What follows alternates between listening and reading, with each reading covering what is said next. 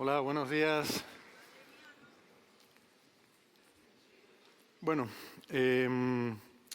aquellos que vinieron a mi charla ayer en Naucas Pro, pues ya han visto que estos días ando con una muleta, no es lo más elegante para un evento de esta categoría.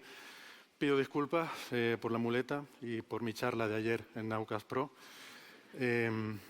Pero a cambio, la muleta me ha permitido también, tiene su lado bueno, y me ha permitido diseñar este artilugio tan guay que es lo que yo llamo el superpuntero láser.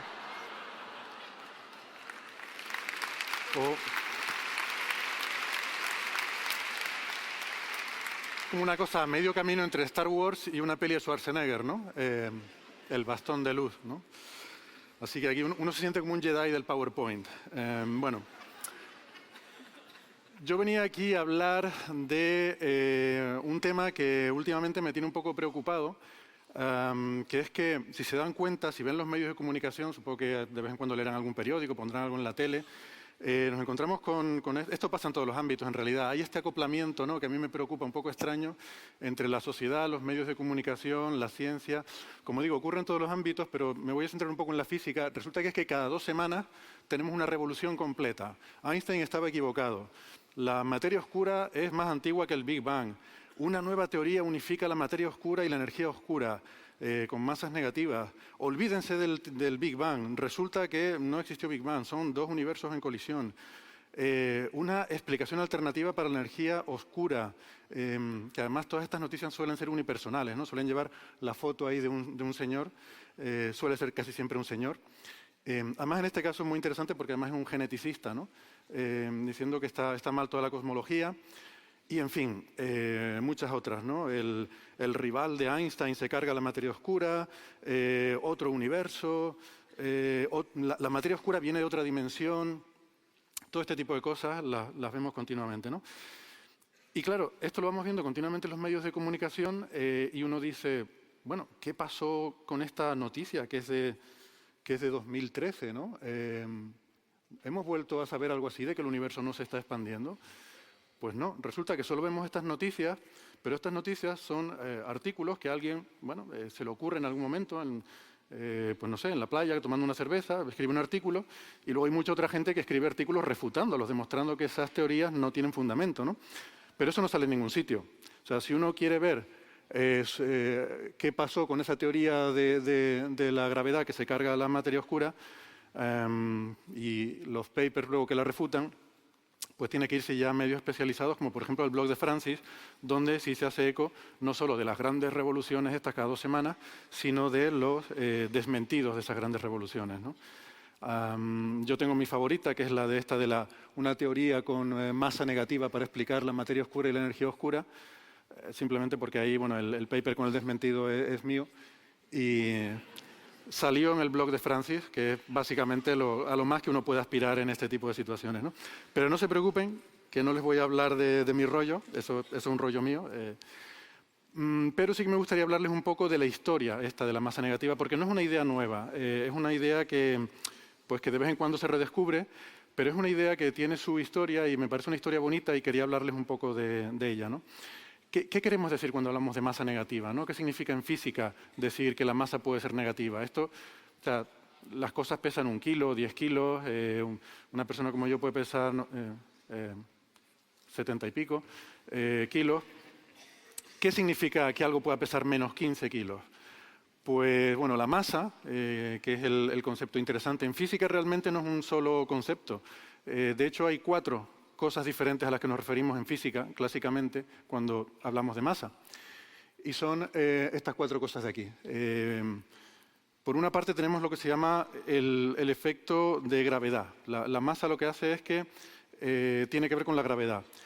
Por una parte genera gravedad, la masa de la Tierra produce un campo gravitatorio, y por otra parte, respuesta a la gravedad. Esta muleta, si la suelto, se cae al suelo porque tiene una masa, ¿no? Entonces son 2 masas diferentes, pero en principio la física nos dice que es lo mismo.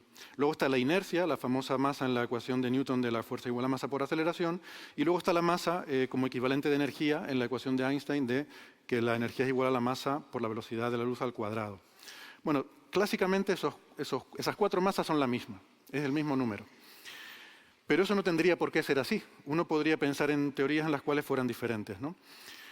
Por ejemplo, la relatividad general, por el principio de equivalencia, nos dice que esas dos tienen que ser iguales.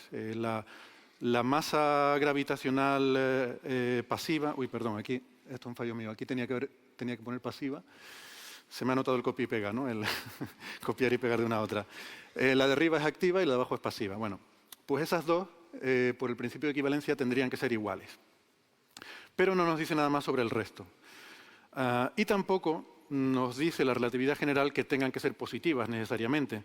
Entonces, el hecho de que la teoría no prohíba algo, hay gente que lo interpreta como que, bueno, si no está prohibido, quiere decir que está permitido.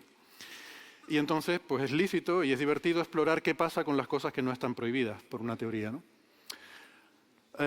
Hay una cierta analogía que se suele poner con el electromagnetismo, pero es muy engañosa.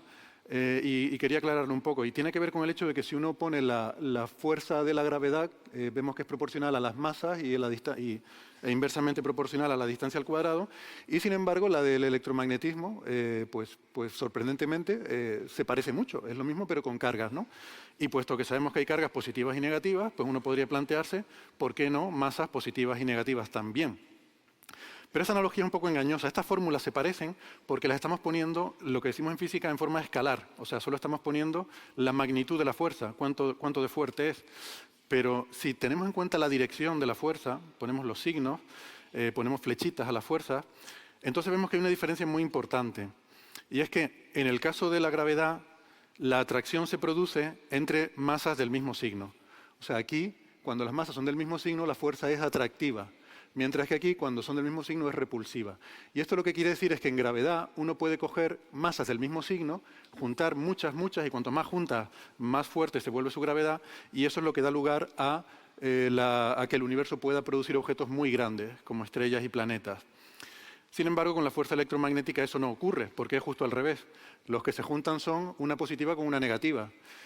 Con lo cual ya se corta un poco el rollo, ¿no? Cuando una masa positiva experimenta una fuerza muy, muy intensa por encontrarse con una negativa, luego ya cuando se encuentran se quedan relajaditas y ya ahí termina el asunto. No intentan seguir juntándose con más gente.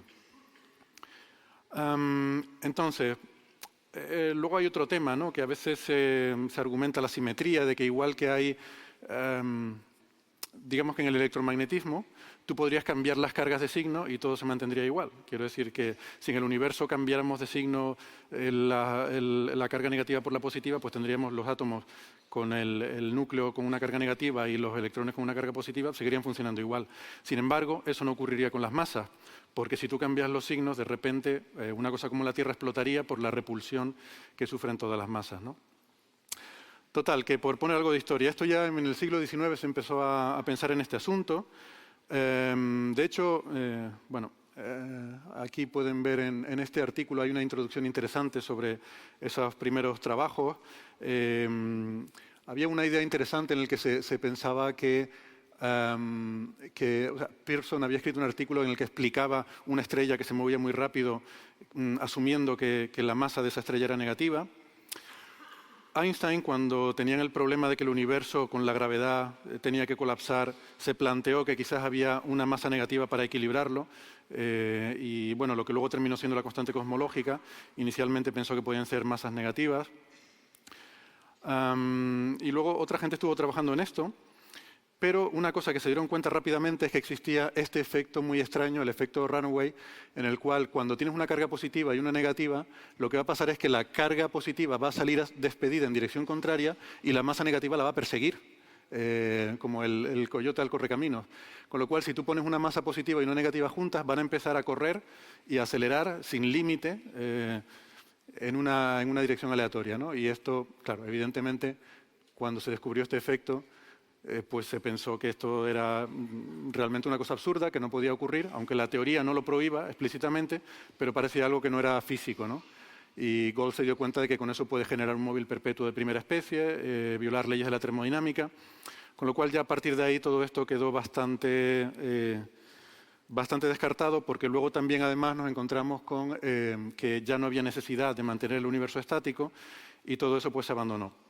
Y ahora últimamente se ha retomado por el hecho de que tenemos la energía oscura, que no sabemos lo que es, y entonces ha habido gente que ha empezado a plantear de forma más o menos seria posibilidades de cosmologías con masas negativas, pero son modelos un poco extraños en los cuales tienen que estar muy separadas esas dos, por ejemplo, usando dos métricas, como si fueran dos universos diferentes. Es muy difícil hacerlos convivir, ¿no? El universo de Dirac-Milness, otra... O sea, hay una serie de modelos ahí bastante Me quedan 10 segundos, pone ahí. No, no, eso es lo que me ha pasado. 10. Vale. Pues nada, y sin embargo todos esos modelos que son muy interesantes, ya concluyo diciendo que... ¿Se cree que porque está cojo no lo voy a echar? Lo voy a echar como esté cojo. Un fuerte aplauso para el inventor de la muleta señalador.